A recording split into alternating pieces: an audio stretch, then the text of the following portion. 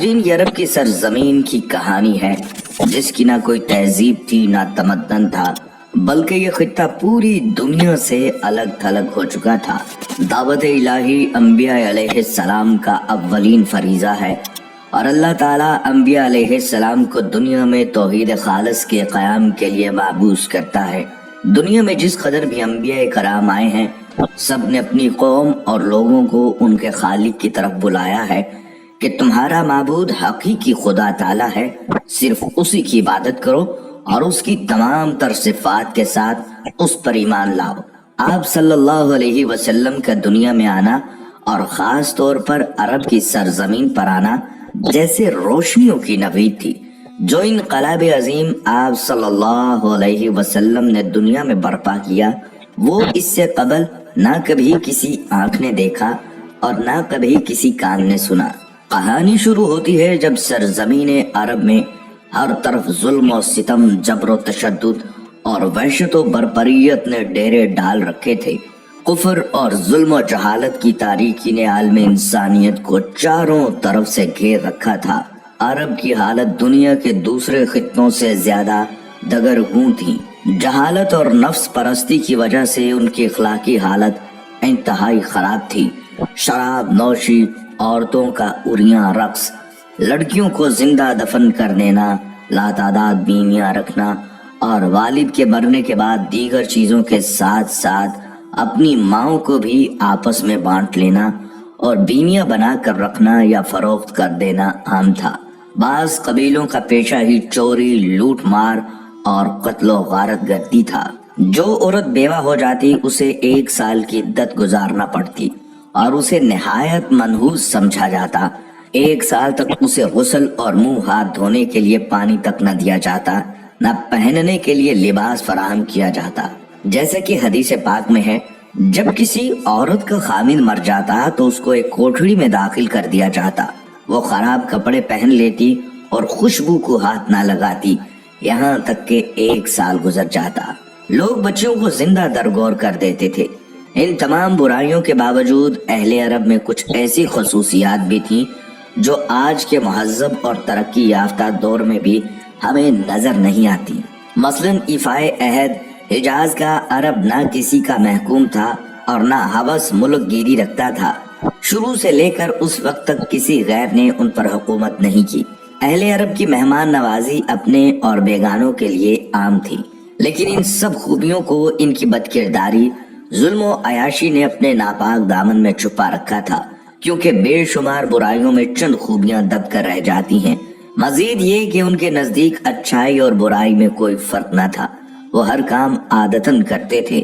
یہی کیفیت ان کی مذہبی دنیا میں بھی تھی۔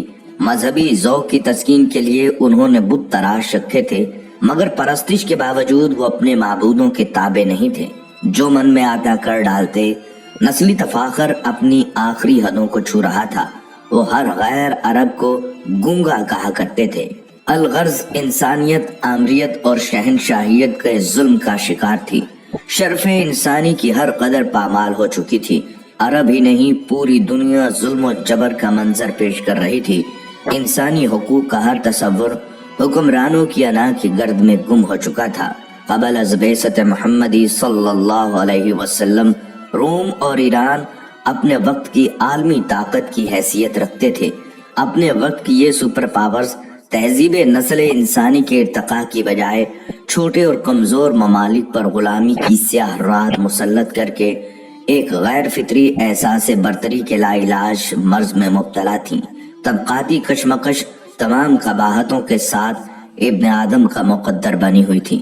سماجی برائیوں کا چنگل ذہن انسانی تک محیط ہو چکا تھا۔ 4 صدی عیسوی میں نصرانی حضرت عیسیٰ علیہ السلام کی تعلیمات سے بہت دور ہو چکے تھے۔ یونانی خرافات سے لے کر رومی بت پرستی تک ہر برائی کو عیسائی دنیا نے اپنے گلے سے لگا رکھا تھا۔ عیسائی مذہب چند بے جان عقائد اور بے کیف مراسم تک محدود ہو کر رہ گیا تھا۔ روم کی مشرقی ریاست میں اجتماعی بد نظمی اپنی انتہا کو پہنچ چکی تھی۔ مجبور اور بے بس عوام کے صبر کا پیمانہ لبریز ہو چکا تھا اور بڑے پیمانے پر فسادات شروع ہو چکے تھے۔ ناظرین، اسلام ایک مکمل دین اور طریقہ زندگی ہے۔ اس کا پیش کردہ نظام فکر و عمل ہر دور کے انسان کی انفرادی اور اجتماعی زندگی کے ہر پہلو کے لیے قابل عمل ہے۔ اسلام کا پیروکار اس بات کا پابند ہے کہ اپنی خواہشات کو اللہ کے دین کے تابع کر دے اور کسی بھی خواہش کی تکمیل اور تسکین کے لیے صرف وہی راستہ اور طریقہ کار اپنائے جس کا تعین دین میں کیا گیا ہے۔ اللہ تعالیٰ کا ارشاد ہے، ایمان لائے ہو دائرہ اسلام میں پورے کے پورے داخل ہو جاؤ، اور رسول اللہ صلی اللہ علیہ وسلم نے فرمایا، تم میں سے کوئی بھی اس وقت تک مومن نہیں ہو سکتا جب تک اس کی خواہش میری لائی ہوئی تعلیمات کے تابع نہ ہو جائیں۔ آپ صلی اللہ علیہ وسلم کی زندگی میں ہر شعبے سے وابستہ افراد کے لیے رہنمائی ہے۔ آپ صلی اللہ علیہ وسلم دائی تھے اور مربی بھی، قاضی بھی تھے اور زاہد بھی، سیاستدان بھی تھے اور حکمران بھی، سپاہی تھے اور رہنما بھی، باپ بھی تھے اور شوہر بھی تھے۔ لہٰذا اگر آپ دائی ہیں تو سیرت نبی صلی اللہ علیہ وسلم کے مطالعہ سے دعوت کے کئی اسلوب ملیں گے۔ معلوم ہوگا کہ کلمہ توحید کی سربلندی کی خاطر تکالیف اور آزمائش کے موقع پر ایک دائی کا صحیح کردار کیا ہونا چاہیے۔ اگر آپ خاندان، قبیلے یا فوج کی قیادت کر رہے ہیں یا زمام حکومت سنبھالے ہوئے ہیں تو مطالعہ سیرت سے ایک مضبوط نظام اور مستحکم اسلوب ملے گا۔ رسول اللہ صلی اللہ علیہ وسلم نے اپنی عمر کے 15ویں سال میں ہی امن کے ایک معاہدے میں شرکت کی۔ امیر، غریب، سردار اور غلام کے لیے ایک ہی قانون وضع کیا، رفاہی خدمات میں پیش رہے، ایک مکمل معاشی نظام پیش کیا جس کے مطابق تجارت کر کے مسلمانوں نے زمام تجارت جس پہ بہت عرصے سے یہودی قابض تھے اپنے ہاتھ میں لے لی۔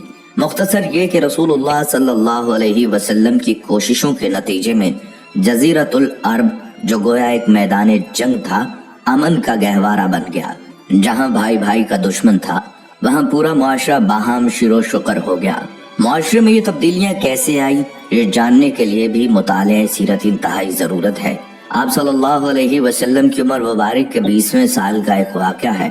عربوں کی ساری خرابیوں کے باوجود ان کے اندر ابھی تک اخلاق حسنہ کی بعض باقیات موجود تھیں۔ ظلم کے خلاف کبھی کبھار ان کی رگے حمیت جاگ اٹھتی تھی اور وہ ظالم سے مظلوم کا حق دلانے کے لیے سینہ سپر ہو جایا کرتے تھے۔ قبیلہ بنو زبید کا ایک شخص کچھ مال تجارت لے کر مکہ آیا، اس کی بیٹی بھی اس کے ساتھ تھی۔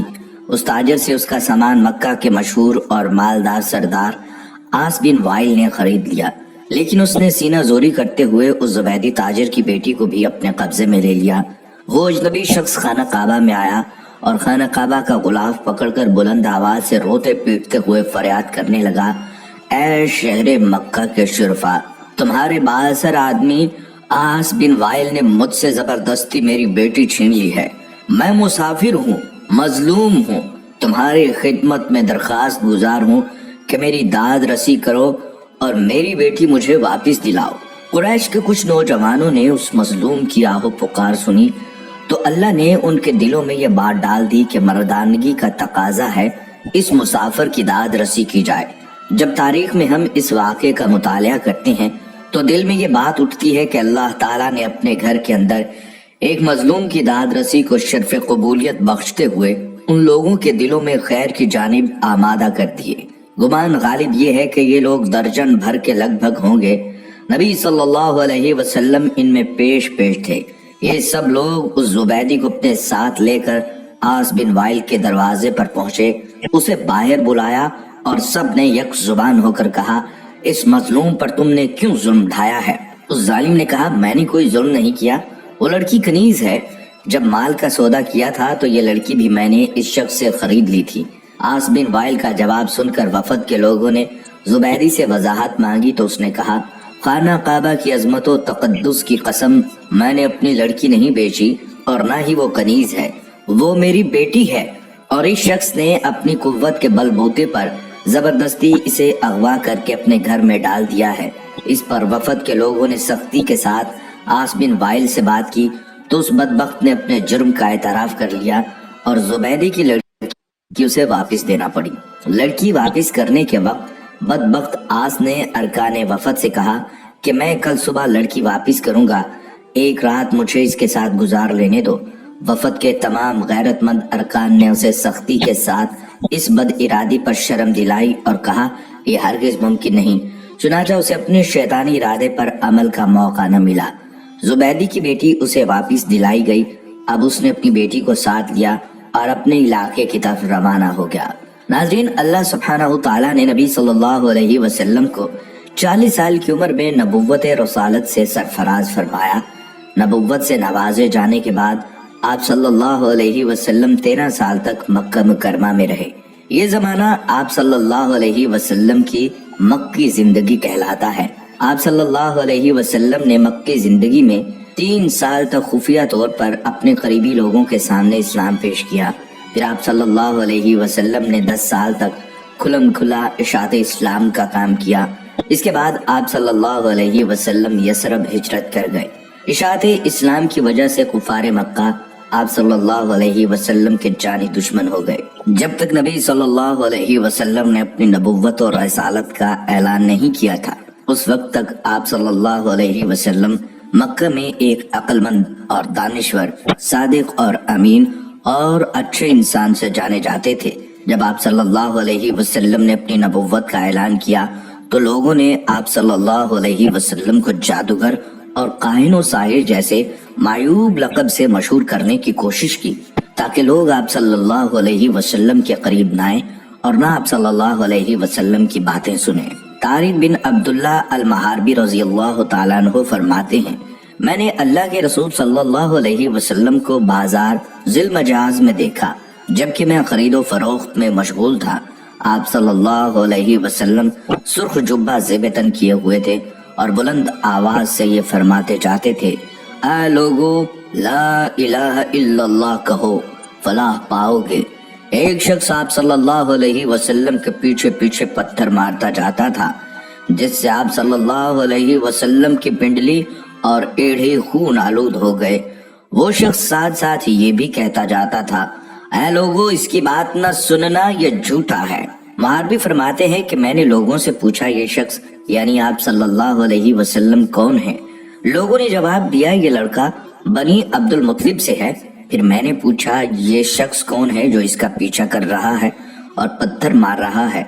लोगों ने जवाब दिया, ये आप सल्लल्लाहु अलैहि वसल्लम का चचा अब्दुल इज़्ज़ा यानी अब्दुल लहब है। बाजार ज़ुल मजाज में आप सल्लल्लाहु अलैहि वसल्लम पर अबू जहल का मट्टी फेंकना। बनु मालिक बिन कुनाना के एक शेख कहते हैं कि मैं अल्लाह के रसूल सल्लल्लाहु अलैहि वसल्लम को बाजार ज़िल मजाज में देखा कि ये फरमाते थे, ऐ लोगो, ला इलाहा इल्लल्लाह कहो, फलाह पाओगे।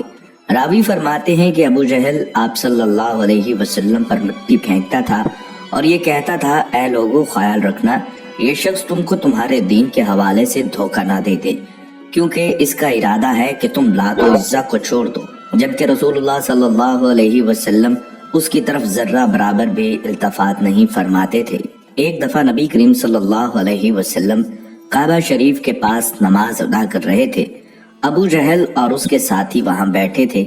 उनमें से बाज ने बाज से कहा, तुम में से कौन है जो फलां कबीले की ऊँटनी की औजड़ी लाए और मोहम्मद सल्लल्लाहु अलैहि वसल्लम सजदे में जाएं तो उसे उनकी पुश्त पर रख दे। उक़बा बिन अबी मुअय्यद, जो निहायत बदबख्त, शकील क़ल्ब और मलाऊन था, वो वहां से उठा और औजड़ी लेकर आया। फिर वो आप सल्लल्लाहु अलैहि वसल्लम के सजदे का इंतजार करने लगा। जब आप सल्लल्लाहु अलैहि वसल्लम ने सजदा के लिए अपने चेहरा मुबारक को ज़मीन बोस किया तो उस नालायक ने उस ओजड़ी को आप सल्लल्लाहु अलैहि वसल्लम की पीठ पर कंधों के दरमियान रख दिया। आप सल्लल्लाहु अलैहि वसल्लम उसके बोझ की वजह से उठ नहीं पा रहे थे, सजदे की ही हालत में परेशान थे। दूसरी तरफ अबू जहल और उसके बेगैरत साथी सब के सब हंसने और ठाठे मारने में मसरूफ थे। हजरत अब्दुल्ला बिन मसूद रज़ियल्लाहु ताला अन्हु ये सब कुछ देख रहे थे, मगर अपनी कमजोरी और जालिमों के खौफ से रसूल खुदा सल्लल्लाहु अलैहि वसल्लम का दिफा करने से आजिज थे। फिर आप सल्लल्लाहु अलैहि वसल्लम की लख्ते जिगर हजरत फातिमा रज़ियल्लाहु ताला अन्हा आई और ओजड़ी को आप सल्लल्लाहु अलैहि वसल्लम की पुश्त मुबारक से हटाया। हजरत उर्वा बिन जुबैर रहमतुल्लाह अलैह ने अब्दुल्ला बिन उमर बिन आस रज़ियल्लाहु ताला अन्हु से पूछा, मुझे इस सख्त तकलीफ से बाखबर कीजिए जिससे मुशरिकीन ने आप सल्लल्लाहु अलैहि वसल्लम को दो चार किया। उन्होंने फरमाया, एक बार नबी सल्लल्लाहु अलैहि वसल्लम हतीम में नमाज अदा कर रहे थे। اچانک عقبہ بن ابی معیط آیا اور آپ صلی اللہ علیہ وسلم کی گردن میں اپنا کپڑا ڈال دیا.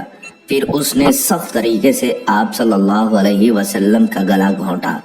پھر ابو بکر رضی اللہ تعالیٰ عنہ آئے اور انہوں نے عقبہ کا موڈھا پکڑا اور اس کو نبی صلی اللہ علیہ وسلم سے ہٹایا اور فرمایا کیا تم مار ڈالو گے اس شخص کو اس وجہ سے کہ وہ کہتا ہے کہ میرا رب اللہ ہے؟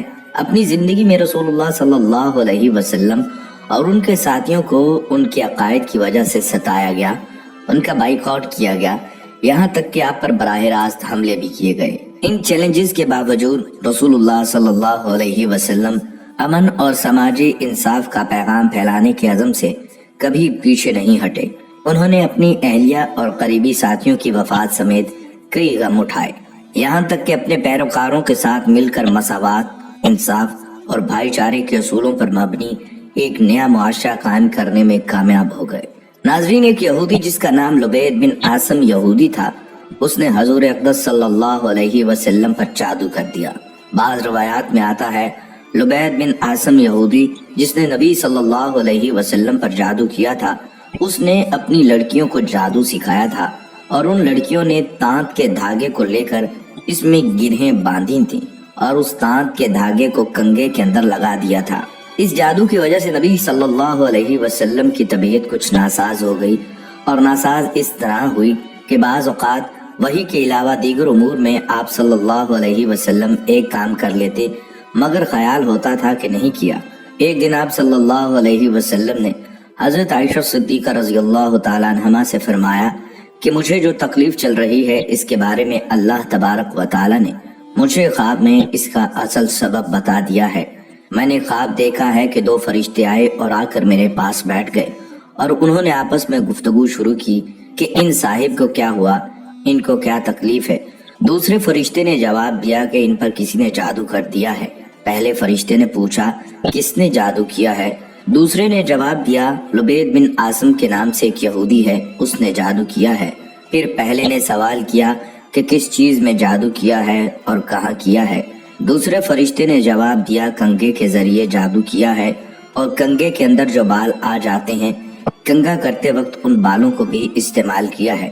پوچھا کہ کہاں ہے؟ جواب دیا وہ ایک کنواں ہے، وہاں پر اس نے جادو کے کلمات پڑھ پڑھ کر وہاں دفن کیے ہیں. یہ ساری تفصیل نبی صلی اللہ علیہ وسلم کو فرشتوں کے ذریعے بتا دی گئی. حضرت عائشہ رضی اللہ تعالیٰ عنہا سے آپ صلی اللہ علیہ وسلم نے فرمایا کہ اللہ تعالیٰ نے میری اس تکلیف کے بارے میں مجھے ساری تفصیلات بتا دی ہیں. چنانچہ نبی صلی اللہ علیہ وسلم خود اس کنویں کے پاس تشریف لے گئے اور وہاں جا کر دیکھا اس کا پانی بالکل پیلا پڑا ہوا تھا. وہاں سے وہ کنگھا بھی برآمد ہو گیا، کنگھے کے اندر جو بال تھے وہ بھی برآمد ہو گئے. مدینہ منورہ میں ایک یہودی عورت تھی، اس کا نام لبیتۃ الحمرا تھا. وہ ایک بہت ہی خبیث اور بدذات عورت تھی اور وہ حضور صلی اللہ علیہ وسلم سے بہت زیادہ جلتی تھی. وہ چاہتی تھی کہ نعوذ باللہ آپ صلی اللہ علیہ وسلم اس دنیا سے رخصت ہو جائیں. ایک دن اس عورت نے ایک جادوگر کے پاس جا کر کہا وہ حضور صلی اللہ علیہ وسلم پر ایسا جادو کریں کہ بیمار ہو جائے. جادوگر نے اس خبیث عورت کو ایک تعویذ دیا اور اسے حکم دیا کہ وہ اس تعویذ کو حضور صلی اللہ علیہ وسلم کے گھر میں کسی جگہ چھپا دے. جادوگر کی بات پر عمل کرتے ہوئے اس عورت نے وہ تعویذ آپ صلی اللہ علیہ وسلم کے گھر میں کسی جگہ چھپا دیا. تعویذ کے اثر سے آپ صلی اللہ علیہ وسلم کی طبیعت ناساز ہو گئی. صحابہ کرام اس بات سے بہت پریشان تھے. انہوں نے آپ صلی اللہ علیہ وسلم کی صحت کے لیے دعائیں کی، لیکن حضور صلی اللہ علیہ وسلم کی طبیعت بہتر نہیں ہو رہی تھی. ایک دن حضور صلی اللہ علیہ وسلم کے صحابی حضرت زید بن حارثہ رضی اللہ تعالیٰ عنہ کو ایک خواب آیا. خواب میں اللہ تعالیٰ نے انہیں بتایا کہ آپ صلی اللہ علیہ وسلم پر جادو کیا گیا ہے. حضرت زید بن حارثہ رضی اللہ تعالیٰ عنہ نے آپ صلی اللہ علیہ وسلم کو خواب کے بارے میں بتایا. آپ صلی اللہ علیہ وسلم نے حضرت زید بن حارثہ رضی اللہ تعالیٰ عنہ کو حکم دیا کہ وہ تعویذ تلاش کریں. حضرت زید بن حارثہ رضی اللہ تعالیٰ عنہ نے حضور صلی اللہ علیہ وسلم کے گھر کو تلاش کیا اور آخرکار انہوں نے تعویذ کو ایک کنویں میں پایا. تعویذ پھینکنے کے بعد آپ صلی اللہ علیہ وسلم کی صحت بہتر ہو گئی. جادوگرنی کو معلوم ہوا کہ آپ صلی اللہ علیہ وسلم کی صحت ٹھیک ہو گئی. اس نے آپ صلی اللہ علیہ وسلم سے معافی مانگی. آپ صلی اللہ علیہ وسلم نے اس سے معاف کر دیا. لیکن اسے سخت سزا دی گئی، اسے مدینہ منورہ سے نکال دیا گیا اور اسے یہودیوں کے علاقے میں بھیج دیا گیا۔ فتح خیبر کے بعد حضور صلی اللہ علیہ وسلم کچھ دنوں تک زرعی زمینوں اور باغوں کے انتظامات اور غنائم کی تقسیم کے کاموں میں مصروف رہے۔ ظاہر ہے ان کاموں کے لیے قیام وہیں ضروری تھا۔ اسی دوران ایک عورت نے جس کا نام زینب بنت الحارث تھا، جو سلام بن مشکم کی بیوی تھی، آپ صلی اللہ علیہ وسلم کو زہر دے کر نقصان پہنچانے کی سازش کی۔ اس نے پروگرام بنایا کہ آپ صلی اللہ علیہ وسلم کو بکری کا بھنا ہوا گوشت پیش کیا جائے اور اس میں زہر ملا دیا جائے۔ پہلے اس نے صحابہ کرام سے معلوم کیا کہ آپ صلی اللہ علیہ وسلم کو بکری کا کون سا حصہ مرغوب ہے۔ لوگوں نے بتلایا کہ آپ صلی اللہ علیہ وسلم بکری کی ران شوق سے نوش فرماتے ہیں۔ اس منحوس عورت نے بکری ذبح کی اور اس کا گوشت زہر آلود کر دیا، خاص طور پر بکری کی ران پر زیادہ زہر لگا دیا، اور آپ صلی اللہ علیہ وسلم کے خیمے میں لے کر آئی۔ پیارے آقا صلی اللہ علیہ وسلم مغرب کی نماز ادا کر کے خیمے میں تشریف لائے۔ دیکھا تو ایک عورت خیمے کے باہر آپ کا انتظار کر رہی تھی۔ آپ صلی اللہ علیہ وسلم نے اس سے آنے کا سبب پوچھا۔ عورت نے کہا، اے ابو القاسم، میں آپ کے لیے بکری کا بھنا ہوا گوشت ہدیہ کے طور پر لائی ہوں۔ اسے معلوم تھا کہ آپ صلی اللہ علیہ وسلم ہدیہ قبول فرما لیتے ہیں، صدقہ قبول نہیں فرماتے۔ آپ صلی اللہ علیہ وسلم نے صحابہ کرام رضی اللہ تعالیٰ عنہم سے فرمایا، اس سے کھانا لے لو۔ اس کے بعد آپ صلی اللہ علیہ وسلم نے صحابہ کرام سے جو اس وقت وہاں موجود تھے کھانے کے لیے فرمایا۔ آپ صلی اللہ علیہ وسلم نے بکری کا بازو لے لیا اور اسے منہ میں رکھا۔ حضرت بشر بن برا بن معور نے بھی گوشت کا ایک ٹکڑا منہ میں رکھ لیا۔ ابھی آپ صلی اللہ علیہ وسلم نے بازو سے منہ لگایا ہی تھا کہ اس نے خبر دے دی کہ مجھے زہر آلود کیا گیا ہے۔ آپ صلی اللہ علیہ وسلم نے فوراً تھوک دیا، اگرچہ اس کا تھوڑا بہت اثر زبان پر رہ گیا۔ دوسری طرف حضرت بشر بن برا آپ صلی اللہ علیہ وسلم کے ادب اور لحاظ کے سبب کھانا نہ تھوک پائے، حالانکہ آپ صلی اللہ علیہ وسلم نے فرما دیا تھا کوئی شخص یہ کھانا نہ کھائے، اس میں زہر ملا ہوا ہے۔ زینب بنت الحارث کو طلب کیا گیا۔ آپ صلی اللہ علیہ وسلم نے اس سے دریافت فرمایا کہ کھانے میں تو نے زہر ملا دیا تھا؟ اس نے عرض کیا، جی میں نے ملایا تھا۔ آپ صلی اللہ علیہ وسلم کو کیسے پتہ چلا؟ فرمایا، مجھے اس ہڈی نے بتلا دیا کہ میں زہر آلود ہوں۔ آپ صلی اللہ علیہ وسلم نے فرمایا، تو نے ایسا کیوں کیا؟ اس نے کہا، میرے باپ چچا اور شوہر قتل ہو گئے، میری قوم بھی تباہ ہو گئی۔ میں نے سوچا اگر آپ صلی اللہ علیہ وسلم نبی ہوئے تو یہ زہر آپ پر اثر نہیں کرے گا اور آپ صلی اللہ علیہ وسلم بچ جائیں گے، اور اگر بادشاہ ہوں گے تو ہمیں آپ سے نجات مل جائے گی۔ آپ صلی اللہ علیہ وسلم نے اسے کچھ نہیں کہا اور جانے دیا۔ صحابہ رضی اللہ تعالیٰ عنہ نے عرض بھی کیا کہ اس کو سزا ملنی چاہیے، مگر آپ صلی اللہ علیہ وسلم نے درگزر سے کام لیا۔ انبیاء کرام کی یہی شان ہوتی ہے، اور ہمارے حضور صلی اللہ علیہ وسلم تو وہ درگزر میں سب سے بڑھ کر تھے۔ جن صحابہ کرام نے گوشت منہ میں رکھ کر تھوک دیا تھا ان پر زہر کا اثر کم تھا۔ آپ صلی اللہ علیہ وسلم نے ان سے فرمایا کہ سر میں پشنے لگوائیں، یعنی فاسد خون نکلوا دیں۔ صحابہ کرام نے ایسا ہی کیا، لہٰذا حضرت بشر بن برا زہر کے اثر سے وفات پا گئے۔ رسول اللہ صلی اللہ علیہ وسلم اس واقعے کے بعد 3 برس تک حیات رہے، لیکن وہ زہر کا اثر محسوس فرماتے رہے، یہاں تک کہ مرض وفات میں اس کا اثر کچھ زیادہ ہی محسوس فرمایا۔ ایک روز حضرت عائشہ رضی اللہ تعالیٰ عنہا سے فرمایا، اے عائشہ، میں نے خیبر میں جو کھانا کھا لیا اس کا اثر آج تک محسوس کر رہا ہوں۔ اسی لیے علماء کرام فرماتے ہیں کہ آپ صلی اللہ علیہ وسلم نے شہادت پائی۔